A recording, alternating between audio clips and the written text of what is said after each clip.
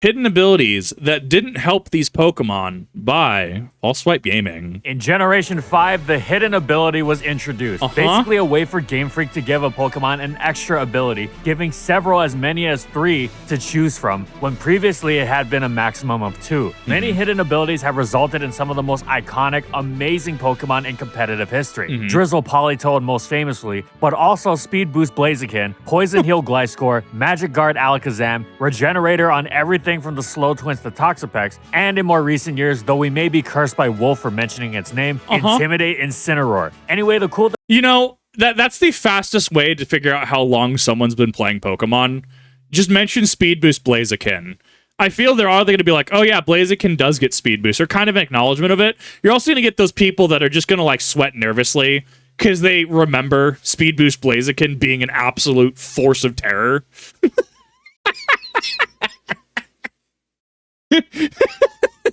That's the one.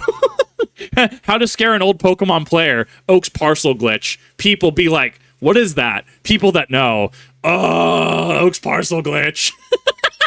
thing about hidden abilities, other than their amazing potential to breathe life into a Pokemon either overlooked or down on its luck, is that it's no secret what a Pokemon's hidden ability is before its release. In fact, this builds excitement. Nobody knows when a Pokemon will be released with its hidden ability. For that matter, nobody knows if a Pokemon will be released with its hidden ability. I'm half expecting a jump cut to Flygon right now. Doesn't Trapinch have a hidden ability, but Vibrava and Flygon, they don't. Flygon only has Levitate after how many generations? Since Gen 3? Oh my god, please jump cut to Flygon. There were several, which we mentioned in this video, that the player base was thrilled for / dreading that never wound up seeing the light of day. Most of those are exceptions though. You might not know when it's going to happen, but you know at some point this Pokemon is going to get this ability and it's going to be awesome. Everyone knew Landorus Incarnate would turn into a sheer force abusing special attacker at some point. It just had to wait until Black and White 2. Everyone knew Superior would eventually go from NU Pokemon to complete beast with Contrary, even if it didn't get released until not just the next generation, but Oras to boot. But of course— So, when do we get Rayquaza? When do we get the legendary Weather Trio from Gen 3 getting hidden abilities? When do we just get Rayquaza with Moxie? People out there be like, looking at their Rayquaza with V-Create, sweats nervously. not every hidden ability wound up completely revolutionizing a Pokemon's playstyle, injecting new vitality into its game, or even just being a good option. Plenty of hidden abilities wound up not doing much of anything at all. So what we're exploring in this video is a mix of those, and the hidden abilities that never came to pass. Basically, one way or another, hidden abilities that didn't help. Yeah. But sometimes a hidden ability— what was it? I think, was it— did Dragapult get Infiltrator? I think I got Infiltrator, right? But, like, Infiltrator's usage was, like, I think it was, like, a 20% at one point, I think. Something like that. This is Sword and Shield metagame. This is Sword and Shield VGC. Because things like Clear Body were just so much better for dealing with, like, Intimidate. Like Incineroars that had Intimidate. Like, why would I care about Infiltrator? But before we start, be more comfortable this fall because this video is sponsored by MeUndies. Fall is about cooling down from summer, and whether you're watching sports or going to the gym, you need to feel comfortable down there. That's why I have MeUndies in my drawer. MeUndies is the best choice for comfort because of their micromodal fabric, especially the ball caddy. If you never thought you needed a special pouch for your parts to keep them separate, take the hundreds of 5-star reviews as your sign that this could be your new favorite boxer brief. Some of them even have a contoured pouch to make you look bigger if you catch my drift. The most comfortable underwear in the world comes in a variety of prints. I really like the desert sky and totally awesome print that I have. These designs are really nice and remind me to stay cozy as I sleep in them. There's over 10 different styles of undies ranging from boxer briefs to jock straps, and there are over 100 different colors and prints. Pick one that you like and you won't be disappointed. And of course, MeUndies is so confident that if you don't like your first pair of undies, then it's on MeUndies, free of charge. Summer is coming, so don't let it ruin your comfortability down there, and go to MeUndies.com/FSG for 20% off your first order plus free shipping. And thank you so much to MeUndies for sponsoring this video. So audio is consistent. Audio is consistent with the rest of the video. If we're looking at a runtime, we're looking at about just over 60 seconds. transitioning from about 1 minute 46 seconds into 2 minutes 51, over 60 seconds. That's not inherently bad. That's just advertisers. They have certain constraints, certain restrictions, certain lengths that you need to hit. Do I necessarily equate a product like this with Pokemon? Not really. I think that does start to... It's the left field argument, right? Where if somebody's talking about, I don't know, talking about a history video, talking about nuclear disasters in history, doesn't necessarily make sense for a Raid Shadow Legends ad. Doesn't necessarily make sense for like a Manscaped ad. Not really. Not that this is hatred or anything by any means, right? This is just kind of like criticism of an ad read. I'd give it a 7 or 8 out of 10. Thematic, fonts thematic, different colors, minimalizing, use of like blue and stuff for like False Up Gaming brand. I like it. Yeah, I'd give it a 7 or an 8 out of 10. I think it was a good ad read. I think everything was there. Visual aids did make sense. Maybe I think it jumped around a little too much. Like I like that the web page was there. Yeah, it was good. It was good. I liked it. I don't know how. I don't know what pushes it over. I think that because if we're maintaining it's the same product, right? Because it's easy to be like, oh well, if it was a Pokemon ad, Lamau, but if it's not sponsored by Pokemon, it's not sponsored by Pokemon, right? I think that it was just too different with the ad read. And I'm trying to make sure I'm choosing my words carefully because I don't want this to come across as negative. Just a criticism, if you will.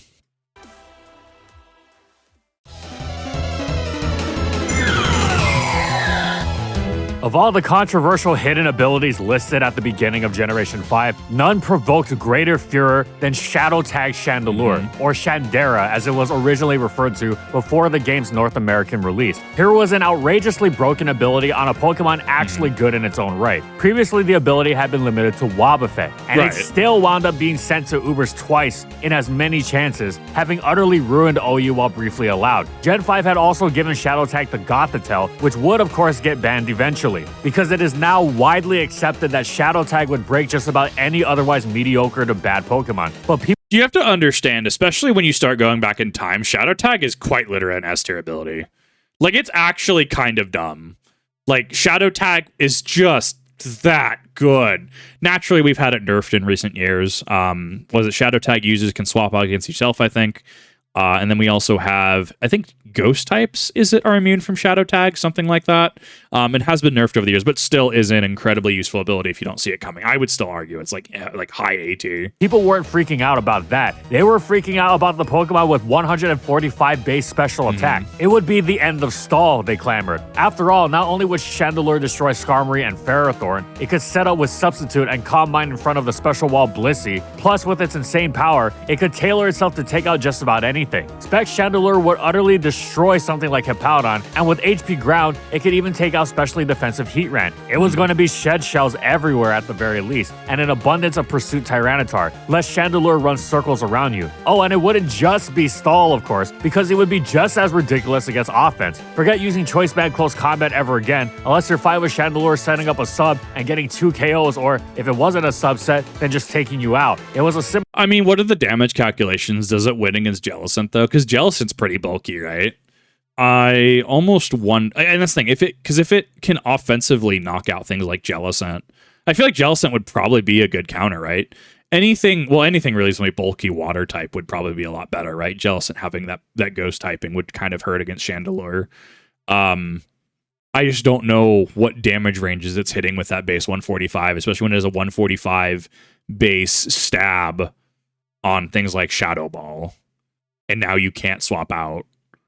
Gengar, I mean, you'd probably have to predict, swap in. I just wonder how many checks this actually has. Similar story for several of Chandelure's many other resistances, including those to commonly choice moves like Scizor's Bullet Punch. Additionally, with Choice Scarf, Chandelure could take out just about anything it wanted. Just tack on HP Ice, and suddenly you had a legitimate trapper for Garchomp, Gliscor, and Dragonite. It seemed like the most foregone conclusion in the world that Chandelure was broken, and many Is that multi-scale Dragonite? Is that with multi-scale in the comp? Because if I remember correctly, multi-scale is actually heavily used on Dragonite. Because if it actually breaks it through the multi-scale, that's insane. He argued that it would need to be banned immediately. Of course, no matter how obviously broken something is, there will always be those who argue the opposite. Oh, it gets 1 KO and gets pursued.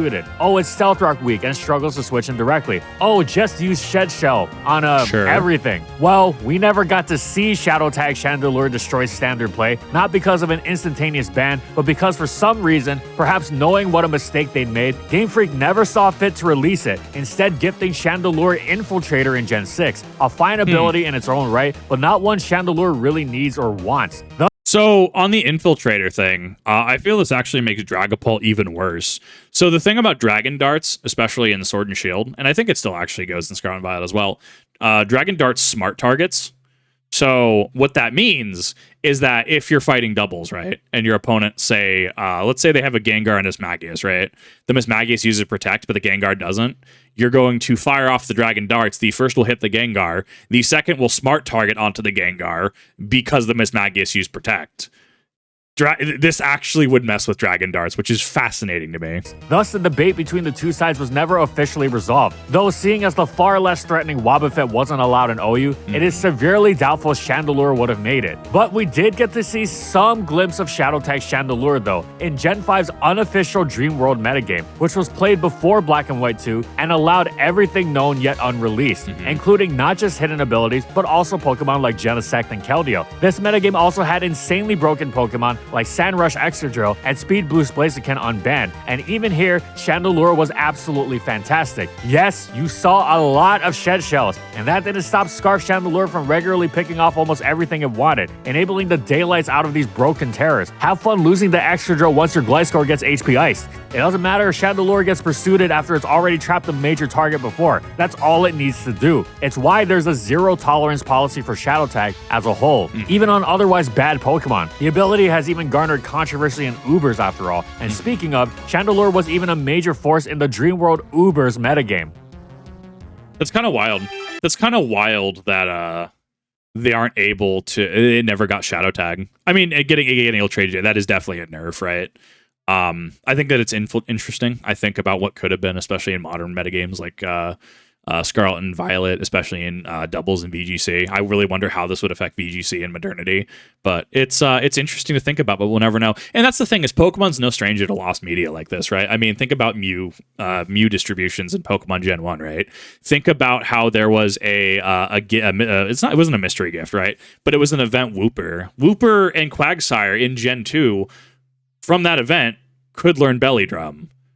Wooper and Quagsire after Gen 2 can no longer learn Belly Drum. Because remember, officially, there is zero official way to transfer a Pokemon from Gen 1 and 2 up to Gen 3. So our Red, Blue, Yellow, Gold, Silver, Crystal, they're trapped on there. Now, we're talking specifically about the Game Boy Color carts. We're not talking about the Virtual Console. Those are inherently different. So stuff was left behind. Pokemon is no stranger to leaving certain things within certain generations, buffing things throughout the generations, such as things like Clefairy, Clefable. Wow, I had to think about his name for a second. Getting the fairy typing down the line, things like that. That's just how Pokemon operates, right? Flamethrower in Gen 3 was like 95 base power. Nowadays, it's like 90 base power. It just happens.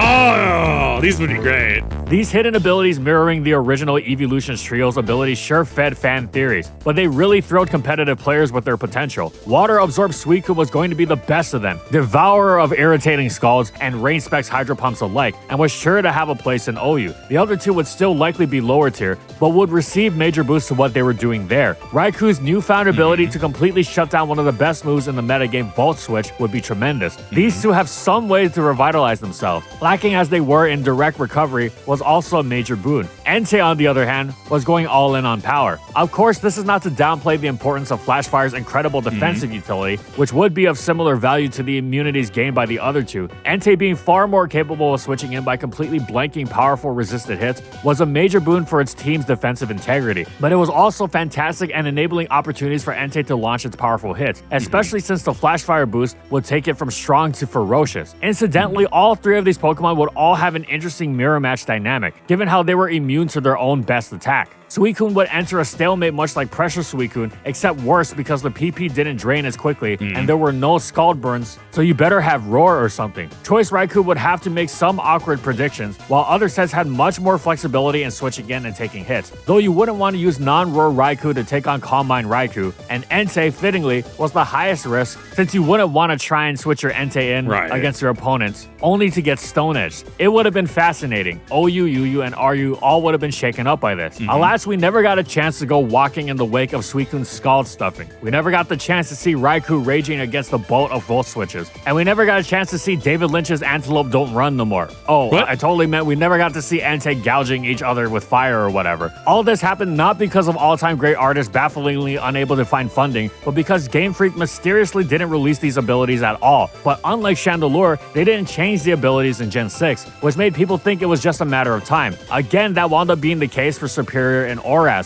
but the beasts never got their abilities. Then in Gen 7... That's so interesting, because That's so interesting. Like, they held off a while on these. They all had their hidden ability change to Inner Focus, which is far from a bad one, but nowhere close to even approaching the same level of what they were promised. Shadow Tag Chandelure is one thing, but there's no way any of these three would have been busted, so we're not sure why Game Freak held them back. We are sure that they would have provided an interesting dynamic had they not been changed. I mean, things like Mimikyu, right? Mimikyu with its disguise and how it damages the user a little after the disguise is broken. I mean, that literally prevents degenerative Mimikyu strats like we had in Sun and Moon, right? Because you could run Disguise Mimikyu with a Focus Sash, and you effectively got to live 2 hits guaranteed, right? Because it had to break, you had to break the disguise, and then you had to break the Focus Sash, but the Focus Sash would leave you with, at minimum, 1 HP, depending on what the hit was. So... I mean, yes, there's balances that do try to correct degenerative game strats like that. I think it would have been really interesting to see Entei, Suicune, and Raikou with immunity abilities. I think it would have been really cool. Makes me a little sad that we're never going to get that. And hopefully at some point sooner or later, you know, I don't know. They'd have to change it back, though, at this point, right? I think it's so far out of their wheelhouse at this point. I don't see them ever going back, especially if they've defaulted to... especially if they just defaulted to Inner Focus at this point, which makes me sad, because I think a lot more people would like to use the Legendary Dogs. I think it'd be a neat little throwback to Johto. I think it'd be really cool. I think it'd be really cool to have them as a competitive option as well. I mean, in recent years, Scarlet Violet had things like Walking Wake, which, while not Suicune proper, I mean, I think there's clearly still some nostalgia for the design. I think that there's nostalgia for some of the roles that they could offer. And even then, we have busted abilities like Araquanid. It has its water bubble, which does like 3 different things. We have Walking Wake's ability, which allows it to to not get affected by sun. Right? No, sorry, it's one of his moves. Never mind. But we have some busted abilities out there. The balancing point is that it's on Pokemon that aren't necessarily the most goated out there. But at the same time, when is the last time you saw somebody unironically run Entei, Suicune, and Raikou in Gen 9, right? I'm sure they pop up in certain metagames, especially in certain tiers, but I mean, when is the last time you saw them in comparison to things like Landorus T, Kyogre, in comparison to Primal Groudon and stuff, right?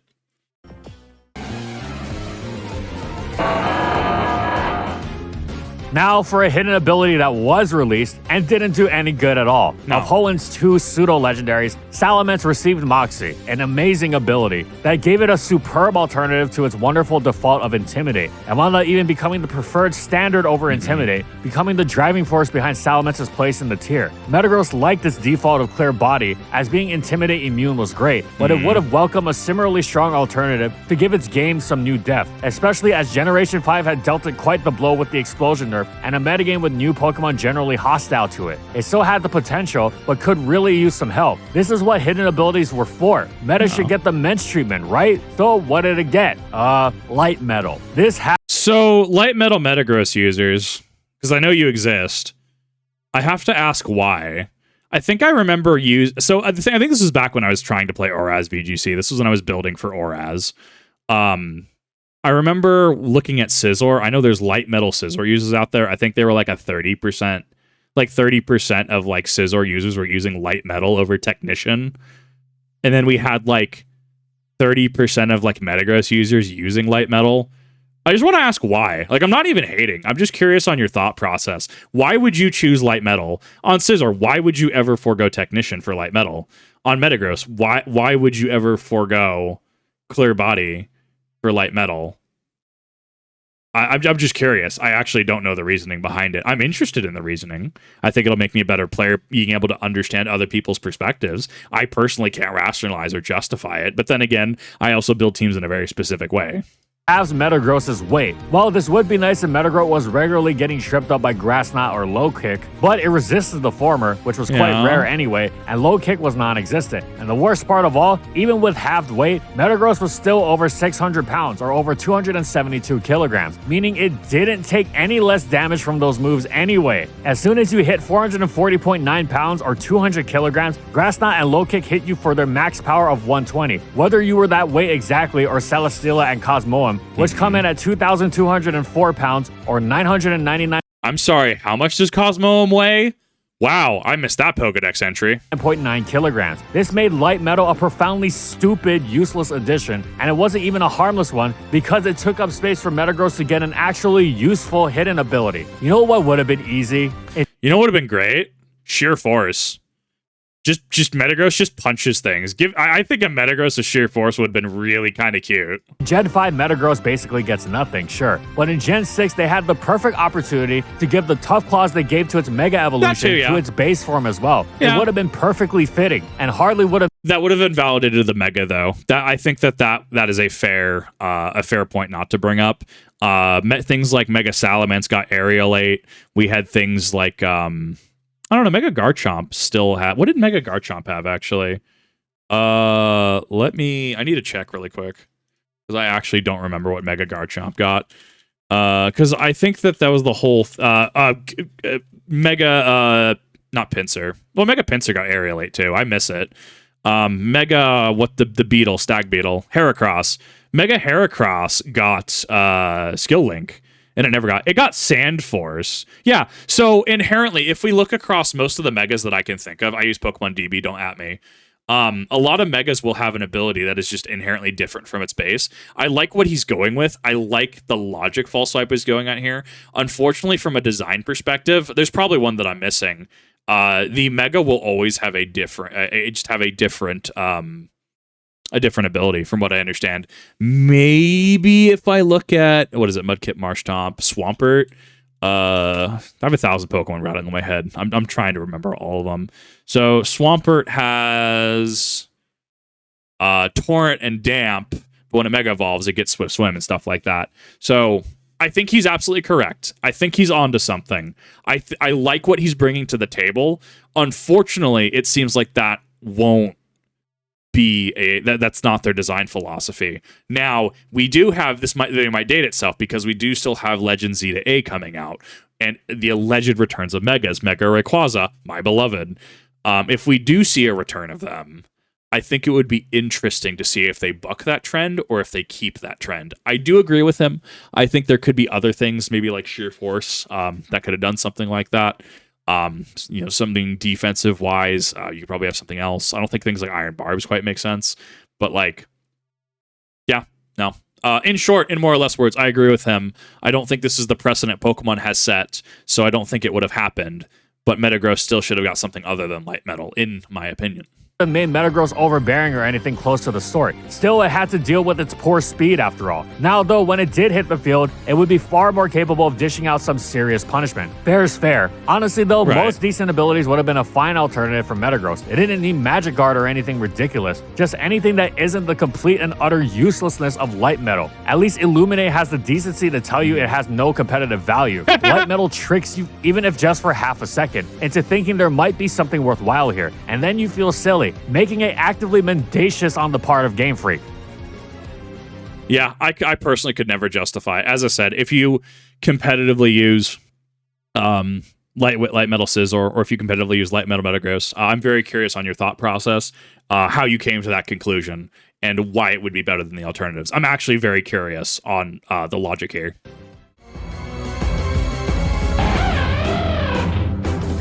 There are so many bad Pokemon effectively passed over by hidden abilities bestowed upon them by Game Freak, but for this slot we went with Luxray because it felt particularly egregious. Yes, not every hidden ability is going to be Drizzle lifting Politoed from NU to consideration for Ubers, but there has to be some attempt. For comparison's sake, even the complete junk that is Mighty Ina got Moxie. Now, we're not saying that Moxie in particular would be Luxray's salvation, but you have to give it something better to work with. But wait, you say, since when is Guts a bad ability? It isn't, not at all. A Pokemon that are much better equipped for the competitive scene than Luxray anyway. Fighting types Ursaring, Swellow, they've got the moves and the stats to make it work. Yes, Luxray's got great attack, so boosting it more seems nice, but if that was all that mattered, then it wouldn't be so famously bad. What is Guts going to do for a slow, frail Pokemon with awful stab, bad defensive typing, and no longevity? A strong facade and being a physical attacker unafraid of burn are wonderful traits, but are they really going to fix those issues? If you're going to just make it stronger, you have to do more than basically give it a choice band boost with flexibility, but that also cuts into its already non-existent longevity. You need to give it really stunning strength. Give it pure power and then we'll talk. Yes, it'll be slow and frail, but the power will be worth it. A choice banded pure power Luxray's Crunch, an 80 base power move, 2-hit KOs many versions of Hippowdon, Gliscor, and Landorus Therian through Intimidate. That's what I think that this enters the Shit Ninja effect is what's being described, right?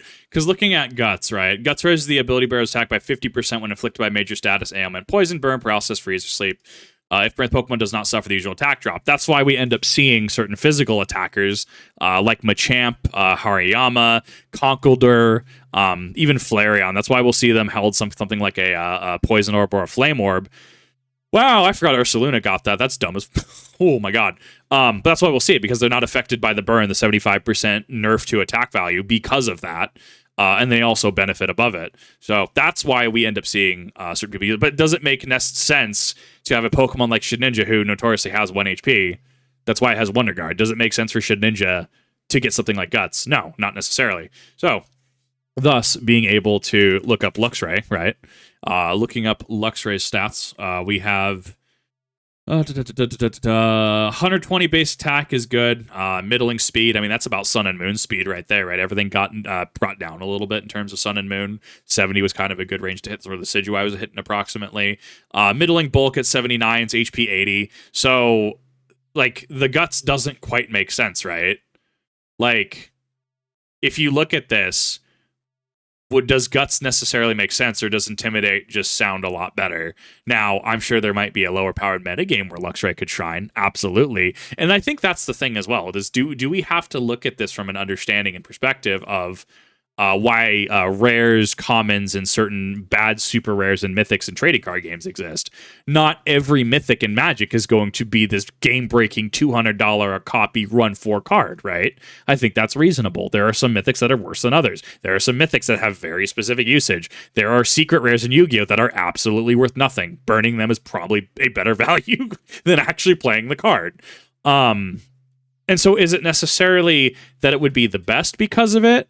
Or does it help it out in lower powered metagames? That's kind of the logic I'm getting with, right? Does it help it out in highly competitive play or something like Pauper play? Does it help it out in Ubers? Does it help it out in like Yu-Yu, right? And I think that's kind of the logic I'm trying to go with to at least justify it. What you need to be doing if you want to just be making it stronger. However, even that isn't that interesting. Turning Luxray into an electric Rampardos is going to be fun and will help it find a niche in the lower tiers, but one of the best things about hidden abilities is that they help Pokemon reinvent themselves in interesting ways. Making Luxray just a better bad physical attacker isn't that. It's got to have something really good too. It's already got Intimidate, one of the best abilities possible, so you have to outdo that. Legitimately give it Magnet Pull. It fits thematically and would be a major benefit without being overbearing. Steel Trapper Luxray is practically infinitely better than Guts Abuser Luxray.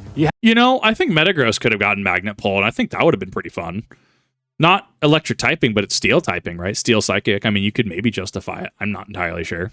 Something magnets, right? I think he's on the correct train of logic here. If you're trying to replace an ability, the ability that you're trying to replace the other one with has to be better in some way, shape, or form, right? So if we look at something like, let's say, Swampert, right? Swampert, if you have, say, Torrent versus Damp, right? Well, what does Torrent do? well, Torrent is in critical HP, this Pokemon's attack is increased, versus something like Damp, where I think its explosion moves don't go off or something like that. I'd have to actually look it up to remember it. But, like, which one of these sounds better? I would argue Torrent would probably generally be the better option there, personally. Damp does have its use case. I think that it can be used for certain things, especially in an environment. I think it was like, Gen 3, in an environment that was, well, technically 1 and 2 as well, but Swampert wasn't in 1 and 2 officially. You could fan projects, but that's different. Meanwhile, because Gen 4, I think, was an explosion and self-destruct got nerfed, right? So, like, Gen 3, maybe I could see Damp having a use case, but you see how we're having to do a cost-benefit analysis of what these abilities do over the other, and that's exactly what it is, a cost-benefit analysis. Now, is something like Guts off of Pokemon with not so great bulk and not so great defenses, is that necessarily going to outweigh the value of a pre-Gen 7 Intimidate, right? Probably not. Intimidate just works. Like, it's been nerfed a couple times for a reason, right? So I don't think it wins that cost-benefit analysis, thus the hidden ability not really helping it. You have to move heaven and earth to compensate for the fact that Luxray basically has a perpetual built-in slow start, and don't take the dumb halfway route of giving it Guts of all things. Doesn't it Regenerator? Our final example is a funny one, because Regenerator is one of the very best abilities in the game. In fact, it's so good, it is regularly the subject of passionate, screaming hatred among many of the best players in the game, who decry its nigh unstoppable power to eternally reward brainless risklessness, as they so objectively put it. Man, finally a play style for me! I'm brainless and riskless. Regardless of your personal feelings about the ability's balance or lack thereof, Regenerator's power is undeniable, launching many a Pokemon to elite status, with many different team styles stacking Regenerators, ranking among the most consistent and difficult to beat. So it is hilarious to see Reuniclus, a good Pokemon before you even factor in abilities, receive Regenerator and almost never use it, at least not until Gens 8 and 9, and even then it's a secondary option. Make no mistake, Regenerator Reuniclus is a great Pokemon. Its good defensive typing and great bulk is bolstered not just by Recover's reliable healing, but by Regenerator helping it even further. In other circumstances, it would be just as happy to spam the ability till the Soul Rock comes up, just as Tangrowth, Tornadus, Therian, and Toxapex do. The thing is that Regenerator was given as a hidden ability to a Pokemon that already had one of the few abilities that are even better. Yep, Magic Guard, an ability so elite it tends to break more Pokemon that have it than not. Regenerator is great for healing off damage taken, yes, but Magic Guard... Speaking of Regenerator, you know who else gets Regenerator? Amogus. I love my little sus mushroom. He's great. He is, in fact, brainless and risk-free, and that's why I love him. He's just a dumb little mushroom. Prevents you from taking a great deal of that damage in the first place. The passive damage that flies around absolutely everywhere, which lets you stay incredibly healthy to take hits. It's why Clefable always seems to wall everything despite not actually being that bulky. Reuniclus is the same, except it loves taking over the battle with one of the scariest Calm Mind sets in the game. Now, Regen Reuniclus does have use. It was briefly experimented with on an Assault Vest set on a team of 6 Regenerators in Gen 7 OU, which actually had some success despite featuring Corsola as the requisite stealth rocker, because Regenerator is just that good. But it didn't take off until Gen 8 RU, where it established itself as an excellent standard, playing much like something like Galarian Slowking and OU, except its future sights were much stronger, and it also packed knockoff. In Gen 9 RU, Regen Reuniclus returns and uses heavy-duty boots as a kind of substitute Magic Guard to ignore hazards while freeing itself for even greater longevity. And you know, the thing that I miss going back to Gen 8, going back to Sword and Shield, not only do I miss like the arenas and stuff, I miss the stable internet. Like, I'm in Idaho, right? Don't get me wrong. Sometimes the internet just doesn't work. I was trying to do the funny shiny Rayquaza Terra event. I DC'd so much. It feels like there's just an inherent netcode issue. And I'm sure other people have experienced the exact opposite. Like, what do you mean? I've never disconnected from Scarlet and Violet. It seems more often than not I have issues with internet connection with Scarlet and Violet, even though I'm able to stream things like, you know, Path of Exile, Diablo, Final Fantasy, stuff like that. So I really don't know what's going on. I see this and I'm like, my body wishes to engage in the competitive Pokemon.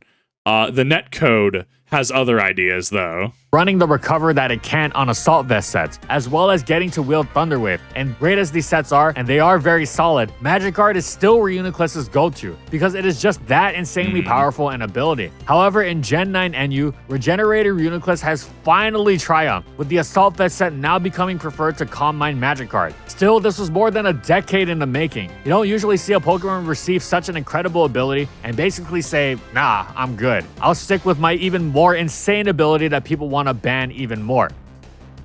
And that's it. There are so many more hidden abilities that this kind of video could easily go on forever. However, for this particular subject, we like our choices. Well, let us know if you do too. Whether you agree, disagree, or something in between, tell us what you would have mentioned in this category, or what other kind of hidden ability related videos you'd like to see in the future. Most broken hidden abilities is the obvious fun one. Moody, Bidoof, and Bibarel, the stars of the show at last. Certainly the opposite of what we got here. We are thankful though that we never had to traverse the mess that would be arguing over Shadow Tagged Chandelure, as its release during Gen 5 or 6 came before we universally agreed that the ability had to be destroyed on sight. Thanks for watching, everyone. And as always, if you liked the video and you want to see more, be sure to subscribe to False Swipe Gaming for more weekly Pokemon content. And thank you so much to our patrons for continued support of our videos. And thank you to everyone else watching as well.